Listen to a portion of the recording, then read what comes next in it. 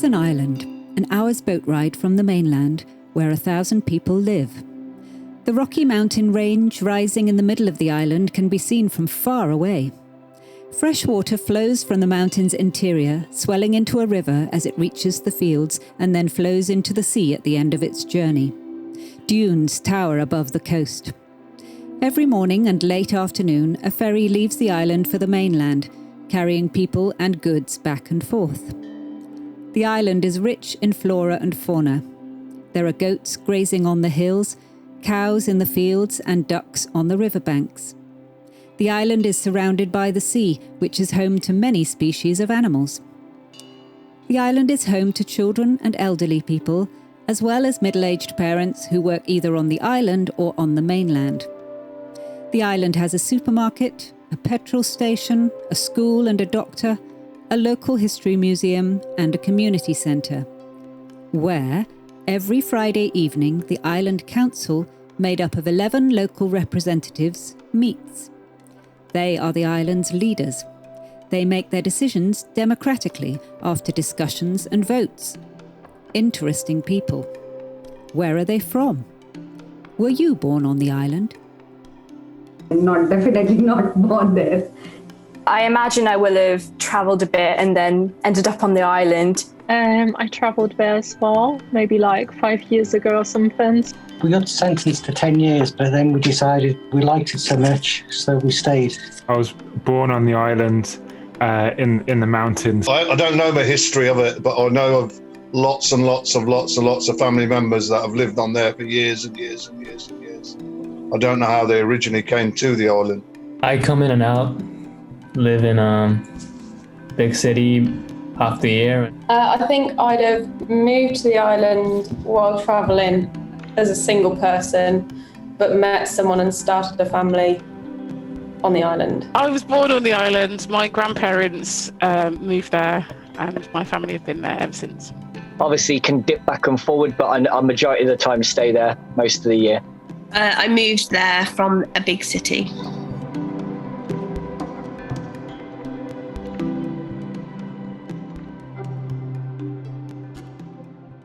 There's not immediate things that we can get, so it takes a long time to get things that we want. It's a lovely place to live, but it's not cheap. I think because there's only one ferry, it's going to be quite isolated, and obviously if weather conditions mean that the ferry can't function, you're obviously cut off. I know that this kind of life is not for everybody, and I would like to give my children, extended family at some point, a chance to live something that's not so demanding. Disadvantages of the island: holiday homes. When people want to come along for holiday homes, they stay there for a short bit, and also pollution on the shores from other islands and other areas a mile away, which is horrible. Increased globalization, sort of destroying or threatening to destroy the environment of the island, and also it's quite hard living off the land. It's quite hard work. The gossip, and you can't do anything because people are always watching you. And they're saying, they've done this, he's done that. Like a women's factory. There's not that much entertainment, so there's not really concerts, and it might be a bit difficult to stay in touch with friends who live on the mainland. There's no emergency services on this island, like no police. So I hope I can trust everybody on this island. But yeah, if there's crime, then we're in a bit of trouble. So yeah. I would be missing my facilities of the mainland, like theaters and big hospitals and technology conferences. So I would like to come back as well after that. So yeah.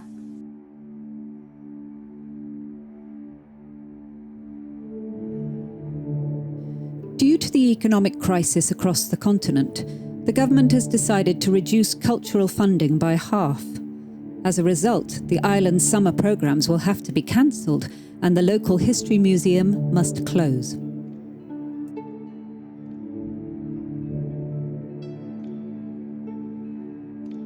Taking a look at the mainland, they say the economy is in a bad way. I think we have to, at some stage, realise that it's in a bad way and go along with it. We can mothball museums, we can mothball community centres and look for better times later on. Like Kevin said, it's something no one wants to see happen, but prioritising at the moment in an economic crisis, we have to take a hit for something. And if they aren't generating enough money, you've got to think of hospitals, doctors, surgeries, schools and things like that first. I also think that it would be, if there's an economic crisis on the mainland, and the mainland are the majority of our tourist sources, then they're not going to be coming over anyway. And if they're the majority of people, if they're the largest footfall of places like the museums or the cultural centre, as we said before, then it's not going to be a massive loss. Well, I only accept because there's no other choice. Yeah, that's it. Yeah, we shouldn't accept it straight away because we haven't heard any other options or what's the government plans for it. So if we say about the doctors and hospitals, that might be the next step. They might say just the museums, which is easy, but they could go on and on and on, and we could be left with no island whatsoever in the dark ages. One of the things that we could look at is private sponsorship. Or potentially even European funds, because if it's the country, it doesn't mean that the entirety of Europe would be affected. I accepted the fact that government has to reduce the funds, but I don't accept that cultural activity should shut down. So I think online is a great option where we can, launch a lot of cultural activities online. So it will be reduced cost and the activity will remain same. At the low cost. Especially when times are hard, we know that culture is really important. Escapism is really, really, really important for mental health. And we're already a small, closed community. So I think we should be looking at the political route to try and make sure that we don't lose it. I don't think regular people should be made to pay for an economic crisis. It's just not morally right, in my opinion. And I think actually by investing in culture, you actually increase your chances of being able to dig your way out of an economic crisis because of the amount of money that it has the potential to bring on to the island in terms of like getting people to events and that sort of thing. So I think like a mass public campaign, possibly get like the trade unions involved, the like musicians unions and that sort of thing, to just pressure MPs to change their mind. I frequent the mainland and I'm in a network of students. So I could maybe talk to student unions and other university representatives and as a student of the arts myself, I could even design posters, flyers to hand around, stick around. And, it's the least and also the most that I can do as a powerless individual. But I agree fundamentally with Asha and Jack. Yeah, I don't think we should just give it away. I don't think we should give up that easily. We need to be finding a way to be self-sufficient instead of relying on the government because they're just going to put us down and down. The Island Council decides they cannot accept government's 50% cut in their cultural funding. They will organise a demonstration involving the islanders, write a petition to the government, involve the continental press, and call on cultural organisations and academics across the continent to unite in defence of culture.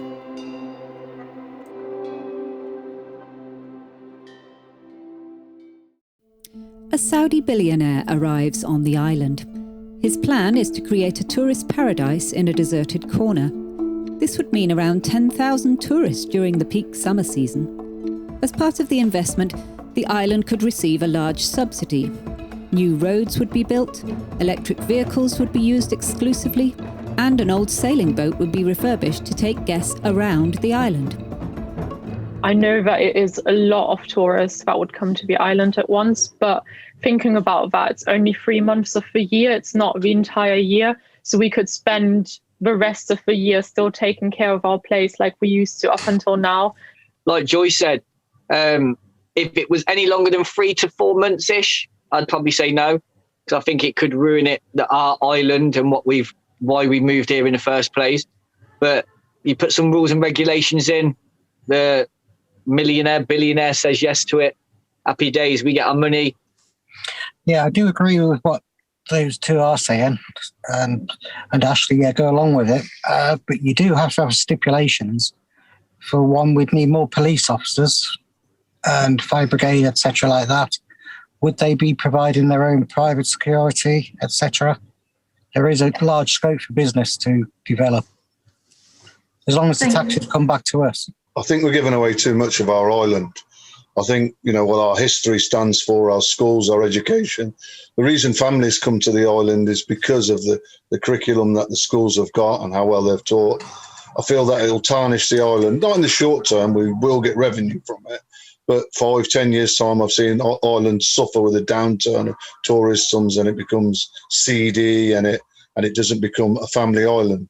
I think while it's an excellent thing in terms of revenue, my concern would be that at present we haven't got the infrastructure to deal with that number of people. So we haven't got enough hospitals, we haven't got a law enforcement service, we haven't got enough resources to deal with that influx of people. And so while it would bring about a high revenue, we wouldn't see that in a way of profit for a long time. I feel like we'd be paying off the infrastructure costs to be able to deal with that number of tourists for a long time before we would see any real profit that we would then invest in culture. Because of the fear that we are having about the island, are we really going to lose on the revenue? So we can ask the investor to build or set up the things or infrastructure for 10,000 tourists. And then we can go ahead with the idea, because we are already suffering with the revenue, and every place like that has to be driven by tourists. So we can't really, we should not stop it. We should cash on this opportunity. But I think considering our situation where we have been in like an economic crisis, we have had things closing down and our infrastructure isn't as developed, I think, as it should be, that this is a good opportunity. I think the concern would it may or may not be a concern, but we're priding ourselves on being an eco-friendly, self-sustaining island. And if it's a Saudi investment company, that money may in fact be earned on fossil fuels or from the oil industry, which would kind of contradict our whole principles of being self-sufficient and eco-friendly. That's just, it may or it may not. It can be over 5 years, 10 years. And that's the only reason why I put that across, because I agree with Kevin and everyone else. But I also think if it was the whole island, I'd agree. But because it's only that part, people do have the right to dip in and out. And it's got that electric motor, which the government are going to put in place anyway. So why not we be the first ones with the backing of Saudi or whoever it is to help us get to that? Because then we can be self-sustained without even having the main island even involved anymore. We might not need that anymore. And if they've got that economic crisis, we might not have it. I don't like the idea that someone can just come in and essentially like cordon off a part of our island and just be like, this is mine now. And that sort of thing. And also from what Charlotte was saying, we don't know where his money's come from, but it's likely to have come from fossil fuels, I would say, which there's no such thing as an ethical billionaire. And I just, if you give them, it goes against the ethos of our island. And I kind of think like if you give them an inch, they'll take a mile. And I don't think billionaires have got so much money that I don't think some rules and regulations are going to stop it, to be honest. These millionaires or celebrities, whichever it is, go and say Donald Trump owns places in Scotland. He controls that little part of Scotland, but nowhere else. Cameron, he owns part of it. Cameron, what's his name? The musical man. He owns a different part of Scotland, but he brings good money to that part of the islands. And I think, without doubt, we have to go for it, because the government aren't giving us anything, and I say we need to be self-sufficient. So use their money from Saudi or wherever it's from and go for it. I'd just like to remind everybody that even in the event of this being a success, bringing in money, we're giving away our financial well-being to a single person. So even in the event of it going great, all his promises come true, we're flooded with money, it's all up to him. I've been generally accepting because I'm thinking that we don't really have an alternative, like with the state we're in. But I think what Kevin's been saying, that if we steal the idea, if it is such a good environment or bit of land that we can boost tourism, then we can find investors. So I'm behind that. Like, I would vote for that rather than the billionaire. The island council finally rejected the Saudi businessman's offer by an overwhelming majority.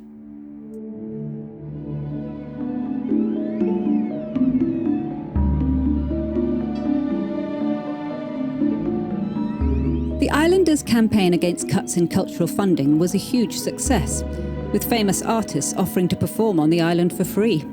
Many were moved by the story of this small island, and thousands of people decided to spend the summer there. The island's infrastructure was not built for so many tourists. Mountains of rubbish everywhere, and the only supermarket on the island in a state of uproar meant the islands were becoming less and less tolerant of foreigners. What to do? You're going to have to start limiting the ferries and the amount of people that come across the island. You could say pre-booking only on the ferry, and islanders you would have a priority booking system. You could reduce the number of ferries. So if it goes across, say, 3 times a week. I think there should still be like daily ones, because I know we've got people on the island who have to travel every day for work, potentially. So I wouldn't cancel all or like limit it to 3 times a week. But I'd like to suggest like central accommodation for all tourists. And if you have the tourist accommodation centralised, we can, to an extent, control some of that movement. I'd also suggest some places of natural beauty, like, so we've got the mountains and we've got the forest, if they were to become protected areas, which meant that the island residents had complete access, unrestricted access, but then it became ticketed for tourists to access those areas. I would hope that by changing the tourists' behaviour and through improving the situation on the island, that over time that the locals might become more tolerant of tourists. So like if they see less tourists behaving irresponsibly and camping and destroying their like local area, then I'd hope that over time that we could address that. As far as the behavior of local islanders concerns, we need to, as a representative, we need to gather some kind of debate, or, we have to understand their problems. So if we understand their problems and we say that, they will behave responsibly because we are imposing a lot of rules and regulations, then they will feel free to behave normally, and then they will feel normal and they will accept the tourist. I think a lot of it comes down to control, and I think how much control can we actually give to the islanders, so we ensure that any decision that is made around tourism is done democratically by the islanders themselves, rather than being imposed from like the top down, or even worse, from like the mainland on us. We're the representatives, so we would represent the island. So we could come together and put on, say, security patrols, not just voluntary. You would get some kickback from it's extra employment for you. So you'd say volunteers, but you would get your average pay, £10 an hour or whatever it is. That would cover it. When they're booking up, they need to stress what we're putting to them. They have to go along with it and sign a collision damage waiver type of thing on your insurance policies. If they're caught messing on the beach or something like that, or doing nasties behind a tree, then that's going to cost them money. And that will come directly out of their own pocket or insurance policies, however it's taken out. Otherwise, they're banned from the island. Yeah, I like that idea. I think promotion's good. Policing, bring more police to the island, or bring more the islanders themselves if they want to police. So you can also say that the police, they can be a good presence in that they can reassure the locals. And same with tourists. I'm guessing that the mainland would have like a stronger police presence anyway, because I thought it was quite unusual that this island did have no police to begin with. I just think that that this is perhaps an overreaction.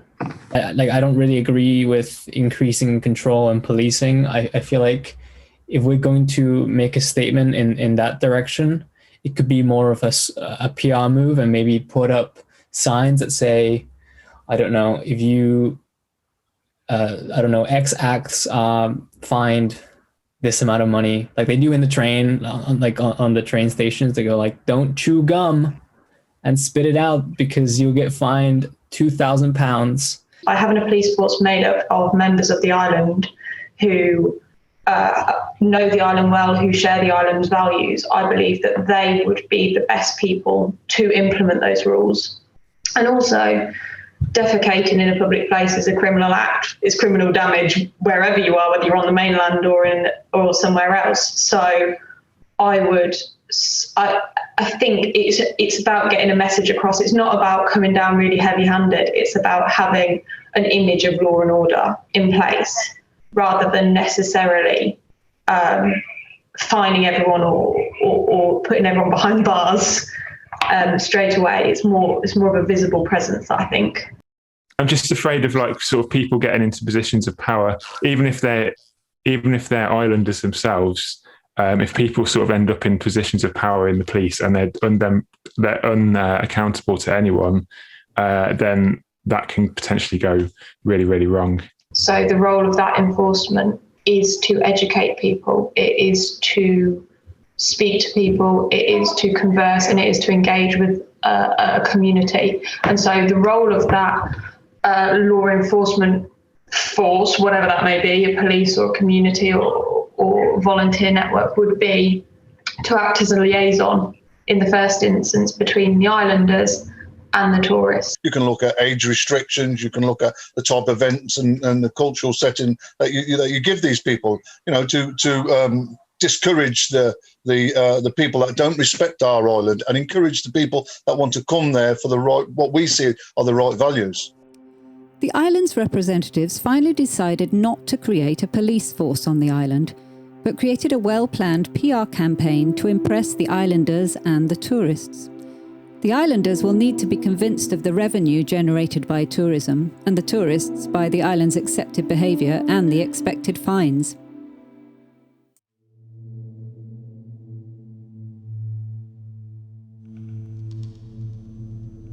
The mainland government wants to take in 80 Muslim refugees and place them on the island.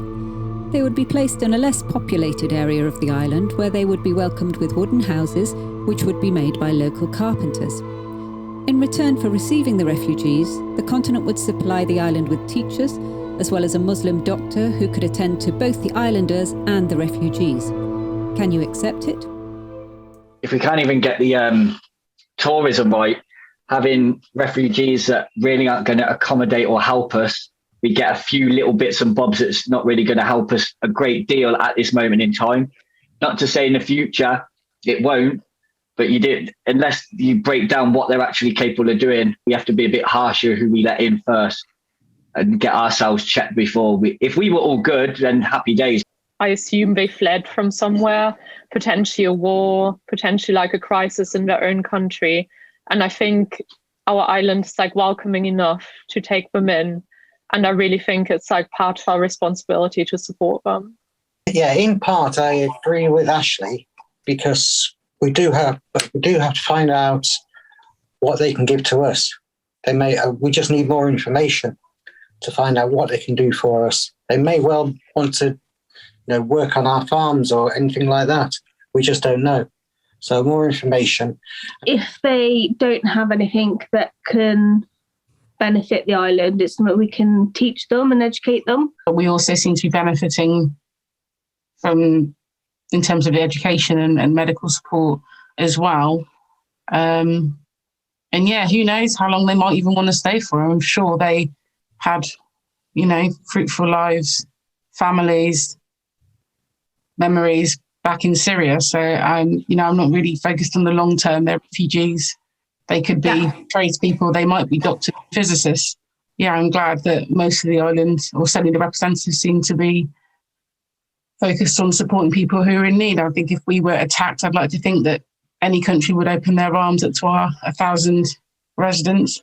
I think this is a good policy, and the reason is because we're setting in stone our policy for the future on refugees. So what we're doing is we're inviting the way of introducing them into our community and working with them and educating them. And these people are invited in. We know their backgrounds, we know where they're from, we know that they're genuine refugees. And this is a policy that we can start from the beginning. And then going on, we've got control over whether there's an influx of refugees later on how the refugees come in. So this is control. Yes, it's really important to integrate them rather than just have them in a certain part of the island. So don't want to segregate them at all. But if we integrate them, educate them with us, introduce them to our culture, our values, we've basically increased our population, our working population. And I think, it's a win-win, I think. So if they're integrated into the school system as early as possible, as soon as their English is at a level where they're able to be integrated into the mainstream education system, the better. And then they become an integral part of society from that young age. And the school system would be set up in a way that it teaches the island's values. So those children are exposed and are learning those island values from an early age, and they go home to their parents, and that's how the information gets filtered through in the same way that it does in any other society. I think we've got a duty of care, absolutely, to accept refugees. And also, we are all not refugees, but migrants of some sort to be on the island in the first place. Some of us were born here, but we're all of various descendants. I think, to be honest, I think that kind of comes down to education and communication with the islanders about what culture the refugees are sort of coming from, and what their education about their religion, about their customs, and that sort of thing. We said no to Abu Dhabi, someone to benefit our island. We said no to that because we assumed the worst. We're assuming everything good about these people that are coming over. And we're trying to look at all the positives of everything. From what you've said, no one's given me anything yet to say that it can't go badly as well. And that then once they come over, then we have to say yes to more. If there was a full spec sheet of everything, been vetted, everything, I'd humbly welcome him in, more than what has come in to help with ours. But there's too many ifs and maybes at the moment for me to agree. It's just what I said earlier. You need to get some more information about them, what they can give to our island. They can help with fishing, they can help with whatever. And the education in the school will, from that point, will only benefit us anyway. All but 2 members of the island's council decided to accept the refugees.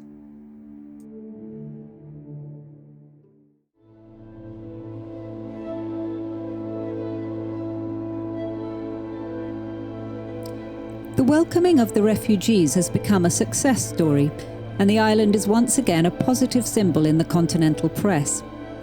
Meanwhile, the island is experiencing an increase in crime. As there is no local police, no one takes responsibility to investigate. The locals blame the refugees. Several acts of violence take place, like youngsters throwing stones at the refugees' hut, who consequently complain to the island council. The first thing I'd look to do is I'd look to investigate these crimes, who's committed them, whether it was vandalism, whether it was old, whether it was malice, whether it was, any groups or factor. 50 of them were adults. I'd like to look to them to encourage, and they've got to make their own path. They've got to integrate, and they've also got to be seen to integrate and seen to be part of the community. And and that's all things. That's everything from picking up litter, getting involved in all the community stuff, looking for sports events, integrating. After a period of time, people become acceptant from them. They see it beyond the colour of their skin. They see they're as normal, everyday people. And look to champion as well when the children are in school and how well they've done and how well they've settled in, and look at the grades that they're doing. These are things to be proud of. And that press needs to be accessible in the refugees' language as well as the islanders' language. But it needs to ultimately give the same message, which is we're not blamed. The blame shouldn't be on the refugees, and it needs to be honest and integral and also transparent. Second to that, I'd say now would be a good time to reopen a conversation about establishing a police force that reflects the diversity of the community that it polices. So among that police force, we are including members of the refugee community, of the Muslim community, of every faith and background. And then finally, this board of representatives, who we are, we also need to reflect the community that we represent. So we need to have voices of the refugees on this board as well, because at the moment we are dictating for a community that we don't really understand fully. And so they need the platform to represent themselves in and amongst this space. So I would say my three-pronged approach would be: the press dispels the myth, we reopen a conversation about establishing a police force, and we elect members to this panel that reflect the communities that we are trying to help. I think it's really, really important that the islanders and the refugees both have sort of democratic control over who actually runs the police, if that makes sense. If the islanders and the refugees feel like they've got democratic control over the police, they'll be more receptive to actions that the police take, that sort of thing. It just helps with communication. The Island Council decided to include a representative of the refugees in the council.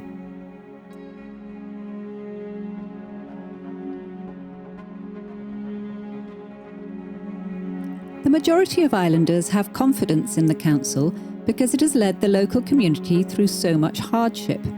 Islanders are proud and united, and some want independence for the island. More and more feel that the mainland government does not care enough about them. They alone must solve the problems of economic change, but they must also take in refugees from the mainland. But what kind of independence?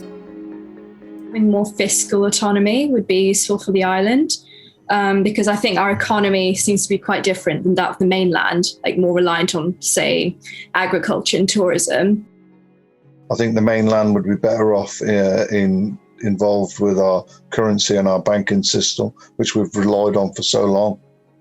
I think it would give us more of an identity when it comes to finance. I think linking our independence in finance, in cultural, in our identity, and in tourism. What we teach to our children, on our heritage, on our museums, on the things that we value. I just think maybe a halfway point is the sweet spot. Not complete independence, because, we're an island of 1,000 people. We rely on a lot of expertise in technology from, the mainland. And perhaps the smartest thing to do is something like a union, independence, but unionized with the continent.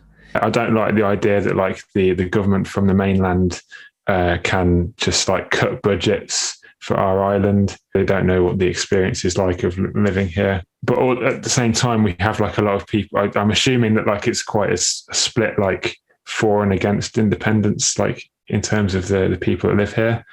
So maybe we could have a national debate where both sides are sort of taken into account, and then have some sort of referendum or something like that to debate independence. You don't know what you'll be missing until you've actually gone. You should have elected people, say us, going around the island, talking to the islanders on a formal side as well, and giving them an informed, so they can make an informed decision about all the pros and all the cons to make sure we're not missing out on anything. Because if you have a debate, one against the other, all they're doing is knocking each other off. The island's representatives finally decide to call for a referendum on independence.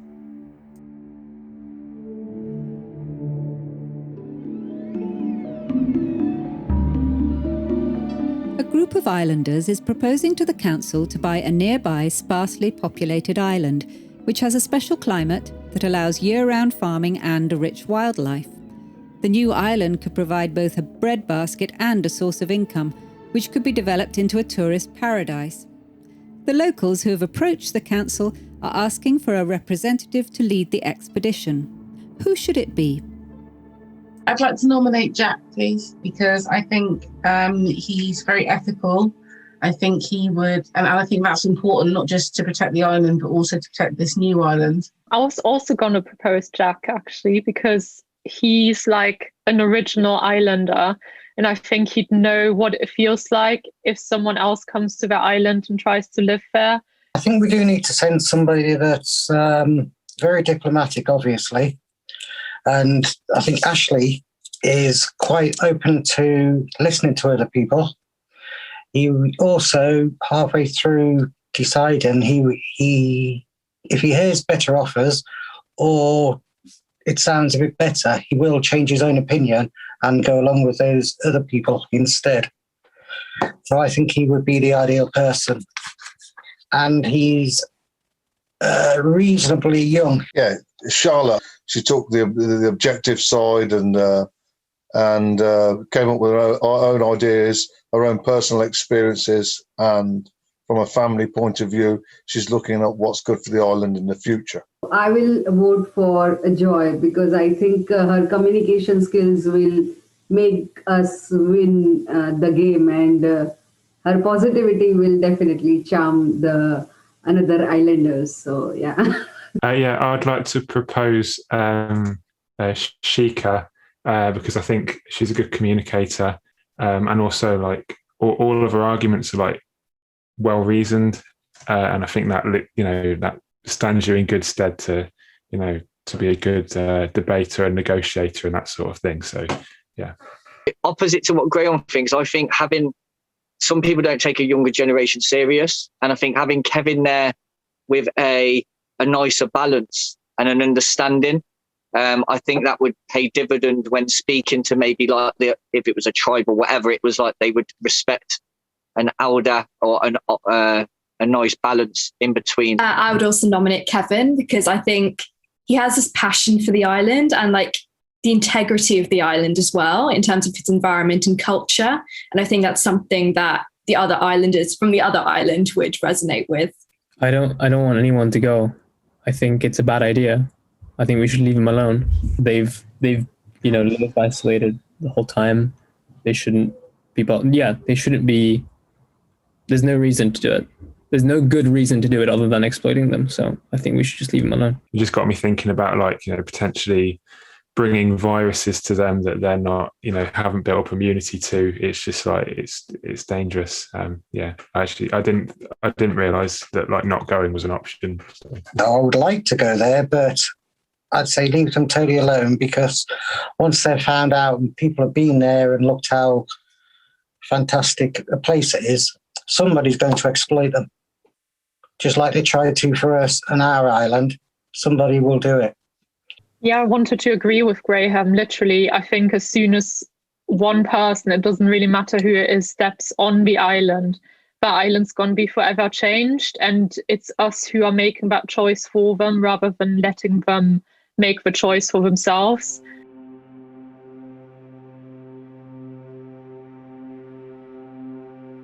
The island council finally decided not to send an expedition to the unknown island. Only one person voted against. I think it's good to know your neighbors. It's good to be friend with them in case they need something or we need something in the future. Like earlier we had the storms and stuff. That time they can help us if we cannot contact the mainland, or we can help them if they need something. So it's good to be friends with them. Somebody should at least let them know that there is an island, and in case in emergency we can help. Yeah.